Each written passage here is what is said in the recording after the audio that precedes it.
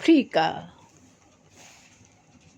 উদ্ভ্রান্ত সেই আদিম যুগে স্রষ্টা যখন নিজের প্রতি অসন্তোষে নতুন সৃষ্টিকে বারবার করছিলেন বিধ্বস্ত, তার সেই অধৈর্য ঘন ঘন মাথা নাড়ার দিনে রুদ্র সমুদ্রের বাহু প্রাচী ধরিত্রীর বুকের থেকে ছিনিয়ে নিয়ে গেল তোমাকে আফ্রিকা।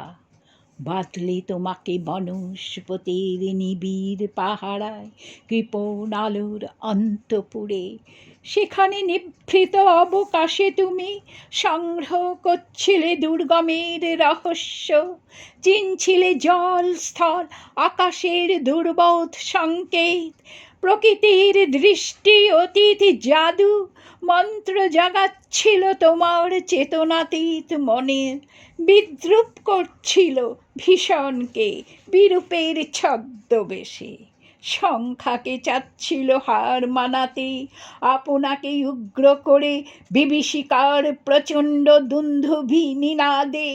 হায় ছায়াবৃতা কালো ঘোমটার নিচে অপরিচিত ছিল তোমার মানব রূপ উপেক্ষার আবিল দৃষ্টিতে।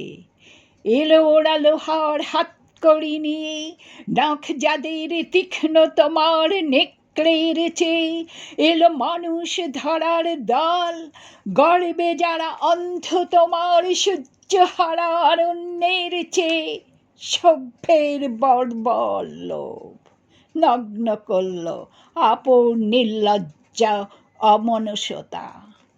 তোমার ভাষাহীন ক্রন্দনে বাষ্পকুল অরণ্য পথে পঙ্কিল হলো ধূলি তোমার, রক্তে অশ্রুতে মিশে দস্যু পায়ের কাটা মারা জুতোর তলায় বিভৎস কাদার পিণ্ড চিরচিহ্ন দিয়ে গেল তোমার অপমানিত ইতিহাসে।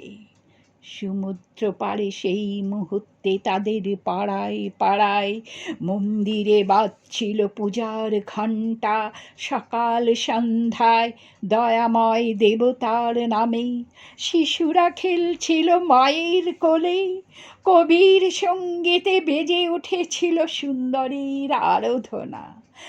আজ যখন পশ্চিম দিগন্তে প্রদোষকাল ঝঞ্ঝা বাতাসে রুদ্রশ্বাস যখন গুপ্ত গহ্বর থেকে পশুরা বেরিয়ে এলো, অশুভ ধ্বনিতে ঘোষণা করল দিনের অন্তিমকাল। এসো যুগান্তের কবি, আসন্ন সন্ধ্যার শেষ রশ্মিপাতে দাঁড়াও ওই মানহারা মানবীর দ্বারে, বলো ক্ষমা করো হিংস্র প্রলাপের মধ্যে, সেই হোক তোমার সভ্যতার শেষ পুণ্যবাণী।